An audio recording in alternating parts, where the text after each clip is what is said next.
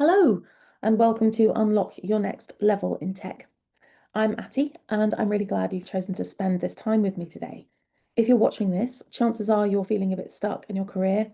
Maybe you're bored, maybe you're unfulfilled, maybe you just know something needs to change, but you're not sure what. I get it, I've been there many times. And today we're going to get you unstuck without blowing up your career or figuring everything out at once. So here's what you'll walk away with: a clearer understanding of what's really not working right now, clues about what actually lights you up, in case you've forgotten, and 3 tiny but mighty actions you can take this week. So grab a notebook, pen, pencil, or open a document. We'll be reflecting as we go, and I want you to capture what comes up for you. So, yeah, we'll just wait a couple of seconds and you can get ready to take notes. Okay, so let's start by finding out where you are right now. There's quite a big difference between being bored and being unfulfilled. And knowing which one you're dealing with is important. It matters. Being bored means you're not challenged, you're not learning. You can do the job with your eyes closed. You're underused, nothing lights you up. Same thing every day. You can be super busy and still bored because it's all low level or lower level for you. If you're unfulfilled, that means you're busy, but it doesn't mean anything to you anymore. Your job might be kind of successful, in quotes, on paper. You might even be in a senior role, but it doesn't feel connected to you, to your values, your energy, the purpose, the reason you get up in the morning. There's a disconnect. It feels flat, like it's somebody else's idea of what you should find fulfilling. So take a moment right now. On a scale of 1 to 5, how bored are you in your work? Write that number down. So remember, bored means you're not challenged, you're not learning, maybe you're understimulated, you're underused. Same thing every day. So how bored are you on a scale from 1 to 5?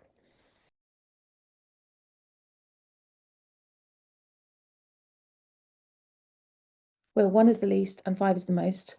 And now on a scale of 1 to 5, again, where 1 is the least and 5 is the most, how unfulfilled are you? So you might be busy, you might be stressed, you might be flat out, but it doesn't feel, you don't feel connected with it. It doesn't feel connected with your values. And maybe it's draining your energy, in all the wrong ways. Is there a good way to drain your energy? But yeah, it's not fulfilling you. Okay, great. So now you have a little idea. Am I bored? Am I unfulfilled? Am I both? Right. So here's the big question. If you could change just one thing about your workday, what would it be? Don't overthink it. Just write it down. Write down the first thing that comes into your mind. If you want to write down more than one, you can. But if you could change just one thing about your workday, what would it be? It's could be like, could be like time. I want more time with my kids, or I want to have longer lunches, or I want to start later or finish earlier or work fewer days. Could be something else. I want to feel recognized in meetings. I want to be seen. I want to be heard. It could be I want to take more leadership roles. I want to lead a meeting. Could be speaking or communicating. I want to create content, or I want to present on a stage. It could be any of those things. Could be, there's plenty of other ones. Probably could be to do with money as well. I want to earn more money. I'd like to take more money home so that I can buy a holiday without worrying about it. Whatever comes up for you, there's probably going to be quite a long list now. But I tend to ask a question and then feed you loads of answers. So try and ignore me. So this isn't about judging where you are. It's just about getting specific about what's wrong instead of just saying, I feel stuck, I feel lost, not quite sure what I'm doing. So if we can just pick out one thing that you would change about your workday, that will give you a little insight into one of the things that needs to change. Okay, hope it's going well. So let me tell you a little bit about me and how I got here, because I think it might resonate with you. I'm not going to go on and on, don't worry. So I used to think that being successful in my career meant staying in the tech industry, in like my software developer job, even when it stopped feeling right. I'd worked so hard to get there, and I felt like I plateaued and I couldn't get past that point no matter what I tried. So maybe I could have stayed and I could have progressed if I'd had some support to figure out why I found it so hard. I did seek support, disclosure, but only after I quit my job. There we go. I could have sought support earlier and maybe my story would have been different. So I kept leaving jobs, yeah, then going back to the same type of job each time. So I'd keep applying for the same jobs over and over again, like when you're shopping and you're like, I need that navy t-shirt, and you have 10 navy t-shirts at home already. It's like that.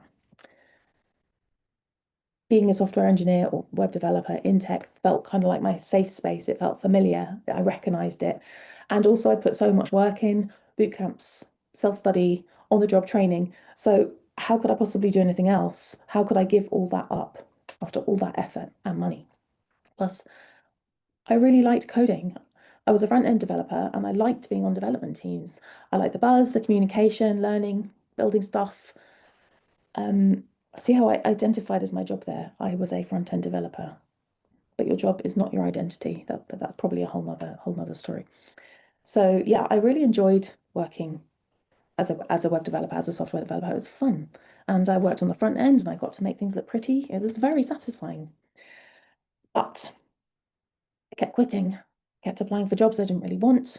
I kept looking for jobs at the same level over and over and over again, even though I was actually qualified for way more. I also got rejected from a lot of roles, and some of the feedback was not very kind. Somebody said I was sloppy. Somebody said I was nervous. Really? An interview in COVID, and I was nervous? Weird. And actually, those were both from women, which made it even harder. I was like, wow, that's really unfair. But what I realized was I was chasing a version of me that didn't exist anymore. I was acting out of fear of failing. It's like if I keep doing the same comfortable thing, I was even in a cycle of failing, but even that was comfortable. But trying something new, that was not on the radar really. So I was acting out of fear. I had lots of skills I didn't give myself enough credit for. I also realized I didn't want to be in a corporate environment because I felt so out of place and uncomfortable. I never knew what to wear. I always felt like I was wearing the wrong clothes and the wrong shoes. Like I was trying to look smart, I was trying to look like a grown up, and everybody could just see through me and were like, "What are you wearing?" I did okay, but I just felt so uncomfortable. I didn't like to have lunch with people. I didn't know what to say at after work socials. I just felt awkward pretty much all the time when I was in the office. What I was ignoring was the part of me that wanted to help and support people and have more connection. But because I found having connection in the workplace just really disconnected. So I got some career and some mindset coaching, and I looked at what I love to do. It helped me so much. So it's taken a while, and I've done it step by step, not fast. But now I'm a coach and I'm able to help people like you figure out what they want and how to go and get it by getting clear on what you want, building your confidence, and taking small steps that work. Small, small, small incremental steps that work. I have a career I love now. Yay. I'm still learning a lot for sure, but I know this is what I want to do. And occasionally I will do a website. So I've helped a senior engineer get 2 promotions. I've helped a data scientist find speaking opportunities. I'm helping a career changer into tech find her next move because her job isn't turning out how she thought, her software job. So she changed into tech and now she's like, eek, thought it was going to be different. So I'm sharing this because I know what it's like to feel stuck and paralyzed and trying to decide which way you want to go. And I also know that you do not have to stay there. It doesn't have to stay that way. You don't have to stay stuck. Does any of that resonate with you? Okay, moving on. We're going to do something I like to call a joy spotting exercise. Gonna have some water now. I'm a singer and I usually warm up my voice, but you can hear how cracky it is. I'm clearly not doing enough warm-ups. Right, so we've talked about the stuckness. Let's flip it on its head and go find some joy. Okay, so instead of focusing on what's not working, I'd like you to notice what is working. So think back over the last 7 days, whatever today is, a week ago today, cover those days, drag your mind back. And when did you feel even a little bit like yourself at work? What felt good? What tiny moments were there? Can you write them down? What were you doing? Who were you with? What made it feel good? What was the situation? Sounds like a job interview. It's not, I promise. So even if it was like a 2-minute conversation with a colleague at the drinks machine, or maybe you were working through a bug with somebody, or talking about a strategy, or communicating with somebody in a different department. All of mine so far are communication. Maybe you're sitting on your own and you were figuring something out by yourself. Maybe it's when you got up and left the office. Maybe you went out to lunch and had some social time. Maybe you created something. Maybe you presented something. So yeah, but it can be small. Yeah, could even be say hi to somebody on the way to the toilet. I don't care. Um, Even the tiny moments could have been solving a problem that actually interested you or helping somebody figure something out. So take a moment to think about this and jot down whatever comes to mind. So there are clues. This is what matters to you. This is your compass pointing towards what you actually want more of. So now let's talk about what gives you joy in your life outside of work. Think about the last time you felt genuinely excited about something. I mean, for me, it was this morning when I just cuddled my cat and she was just really fluffy and it was very much fun. The last time you lost track of time because you were so engaged in what you were doing, what were you doing then? When you literally didn't notice the time pass? Could have been something creative. Could have been washing up. I don't know. What was it? Write it down. Again, these are clues. They're showing you what lights you up and what energizes you and what feels like you at your best. When all the noise isn't going on and you're just left to your own devices and you do what comes naturally. Okay, so hopefully you've got written down a few things that don't work so well for you and a few things that do. Now we're going to look at your 3 tiny but mighty action points. So the thing is, you don't need a big strategy. You don't need some weighty plan. You need a few real small steps that fit in with where you are right now that you can do that aren't too difficult for you to just take action on. Because, and this is the secret, when you are stuck, you just need a bit of movement to get moving. And then once you're moving, you can continue moving. I'm sure there's a science physics principle, something about inertia and momentum. Tell me if you know. So have a look at your notes and think back to what's come up for you today. The moments of joy, the clarity around what's not working. And from all that, I would like you to write down 3 small, specific actions you could take this week that would support you moving towards your next level. And I'm not talking about jumping ahead right now, getting a promotion by tomorrow, or launching a business by Friday. It could be a small, specific action that gets you moving in the direction you want to be moving in. Okay, let me give you some examples. Right, so you could send a message to someone about a project. Could be a voice note, could be a DM. That's you taking action and getting things moving. You could block 15, 20, 30 minutes in your calendar to journal, just write down your thoughts, randomly write down your thoughts, or just to think or meditate. Sometimes I get some of my best ideas when I'm meditating. To be fair, I usually fall asleep, but when I'm waking up, that's when I get good ideas. You could update one line on your CV. You could write down something you've done recently that you really enjoyed, but also that made you feel good, right? About yourself, about the fact that you've done it. You could book a coffee chat. Not a big fan of coffee chats. I like chats. Coffee chats makes me feel a bit, but if you like coffee chats, and like it's basically just a chat, you know, with someone in your network. So it could be online. You could suggest to somebody that you have a 10-minute call online, or you could meet up in person, safely, of course. Here's one of my favorites of all is one of your actions could be say no to something draining. If you know that there's a request and it's going to suck your energy out of you, if you can, say no to it. Like if you don't, have to do it as part of your job or nobody's paid you to do it. If you're in a position where you can say no, you can say no.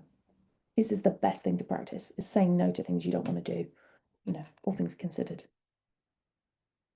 You could, if you're feeling a little bit, need something a little bit bigger, you could perhaps sign up for a course you've been looking at. or you can see if there's a free version of that course. I'm a big course signer upper. I sign up for stuff and I do half of them, and the other half I just never even touch, never even look at. I just keep getting the emails until I unsubscribe. You could research one company that you're curious about. Even if you're not looking to leave your current company, does not hurt to look around. See what other people are looking for, see what skills, see what salaries, see what the working culture's like. All you're doing is research. Or you can see if they've got jobs going. Or you can see if you want to connect with anybody that works there on LinkedIn. LinkedIn's a whole other thing as well. And something else you could do is have a conversation with somebody about a project that excites you. If you've got something you're working on that you're really excited about and you can't tell your friends or your partner or your cat because they don't understand, perhaps you could just organize a one-to-one with your line manager or one of your colleagues and say, I just really want to tell you about this thing I'm working on. It's great. And I bet they would be able to give you some input and feedback as well. Okay, there are some ideas. So write down some small actions for yourself, 3 that you can do this week. Keep them small. Keep them small. Keep them small. Yeah? Okay, so write them down, phone notes, journal, post it, whatever, and they're yours. And the key is tiny equals momentum. So that's the magic. We're not looking for life-changing moves here. We're looking for doable steps that feel true to who you are and where you want to go. Yeah? Good. So just take a few minutes now to write down your 3 actions and make them specific enough so that you will know when you've done them. When I write stuff down, I tend to put a little box next to it and I tick it when it's done. I mean, you know, I didn't invent that. Okay. This isn't about fixing yourself. You're not a problem. You're just growing. So if today's helped you get clearer and you want to build on it, you can talk to me about one-to-one coaching, which is 90 days of transformational coaching, including one-to-one sessions and unlimited messaging and email support. And you can chat to me by DMing me on social media or emailing me at hello@atticronin.com. I'm on Instagram, I'm on LinkedIn. I'm going to put the links down below. So yeah, if you're interested in one-to-one coaching with me, transformational 90 days, then we can talk about that. And the point of the coaching is that you will get from where you are, get some momentum, clarity, confidence, you will see possibility, and you will grow in the direction that you want to grow. So thank you so much for spending this time with me. I know choosing to invest in yourself takes courage. So you've invested time today and energy and thought, and I appreciate you for coming. I appreciate you for watching this video. I really do. And I hope you got something from it. And remember, you don't have to have it all figured out. You just need to take the next small step. And you've got 3 of them written down right there.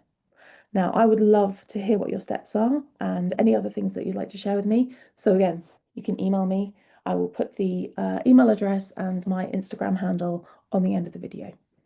See you soon. Take care.